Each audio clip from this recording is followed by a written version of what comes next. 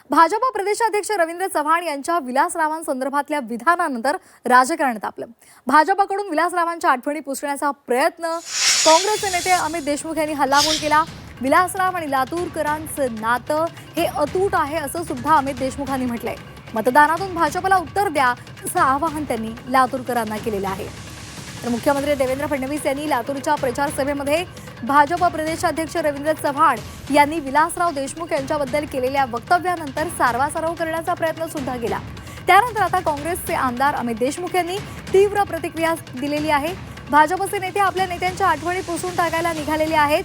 कोणत्या स्तरावर भाजप राजकारण नेऊ पाहतंय या मुद्द्यासंदर्भात आपण बोलत नाही, या मुद्द्याचं आपण बोलत नाही। लातूरकरांचं आणि विलासरावांचं हे नातं अतूट असल्याचं सुद्धा त्यांनी म्हटलेलं आहे। आदरणीय विलासराव देशमुख साहेबांची आठवण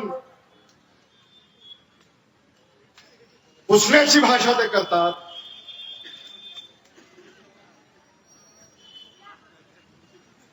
पंधरा तारखेच्या मतदानामध्ये आपण दाखवून दिलं पाहिजे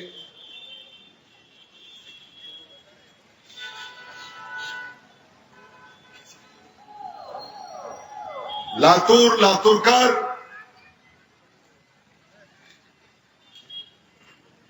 आणि आदरणीय विलासराव देशमुख साहेब हे नातं अतूट आहे।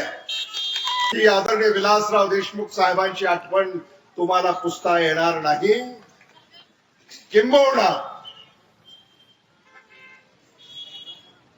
भारतीय जनता पक्षाला तुम्ही सांगितलं पाहिजे की असं वक्तव्य करून पुन्हा तुम्ही आमच्या आठवणी ताज्या केल्यात